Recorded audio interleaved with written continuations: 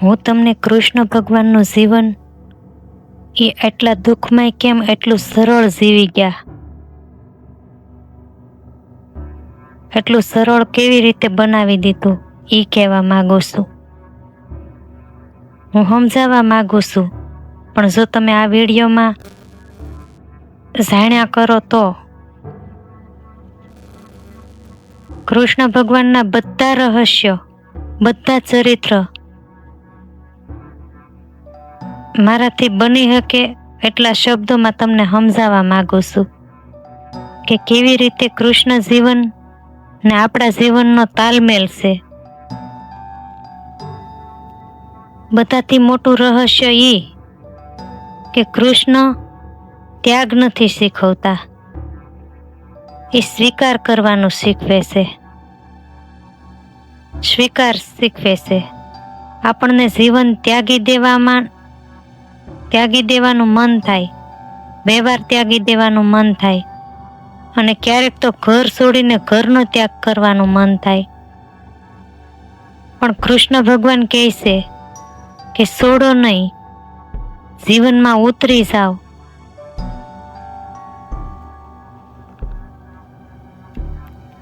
નાચો, ગાઓ, ખુશી મનાવો, પ્રેમ કરો, જીવન હારે યુદ્ધ કરો, પણ પૂરી હોશિયારીની હારે કરો, તો જીવનને ક્યારેય છોડવું નહીં પડે.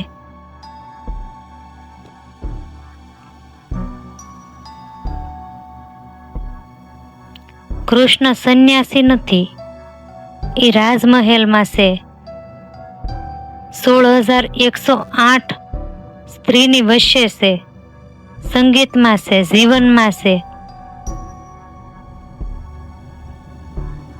અને પાછા ન્યા જ કહે છે કે હું આસક્ત છું.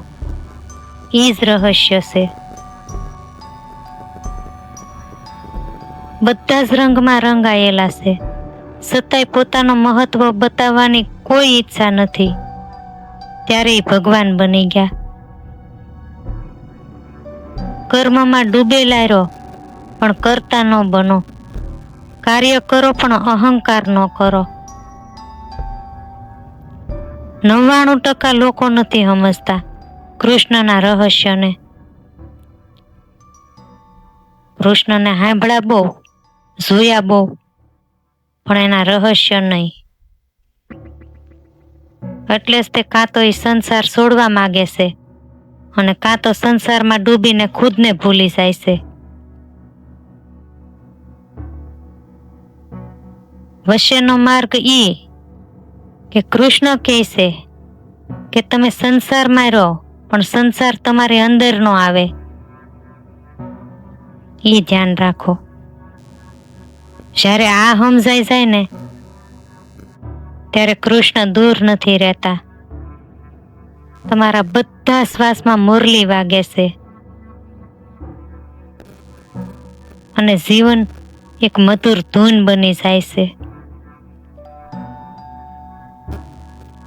કૃષ્ણ રહસ્યમાં બીજી વાત ઈ છે કે એણે જેટલા કાર્ય કર્યા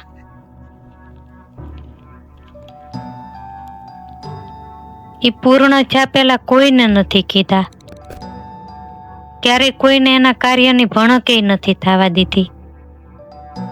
પોતાના નારાયણપણા હોવાની કે પોતાના કૃષ્ણ હોવાની કે જગત ગુરુ હોવાની કાંઈ ભણક નથી થવા દીધી. જન્મદાતાને નહીં, પાલક માતા પિતાને નહીં. જો ક્યારેક જણાવી દીધું હોત તો પોતાનું ઐશ્વર્ય તો એ ક્યારેય કુરુક્ષેત્રમાં ધર્મની સ્થાપના ન કરી શકત, દ્વારકાની રચના ન કરી શકત. કેમ કે માતા પિતા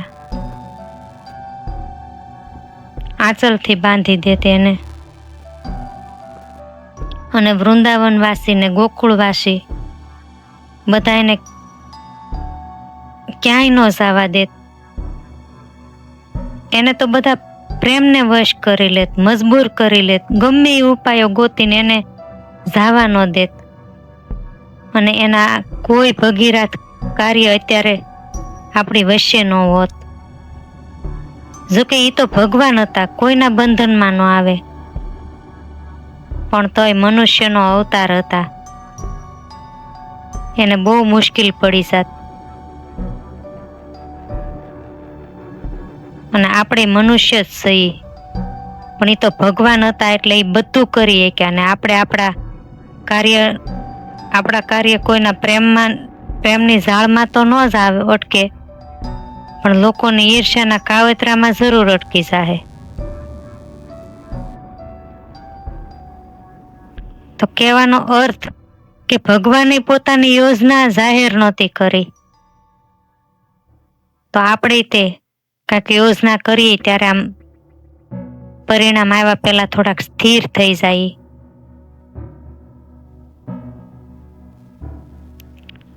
તો કૃપા કરીને શબ્દને ફોલો કરશું. તો પૂર્ણ કોઈ નથી, માટે શૂન્ય થવું છે.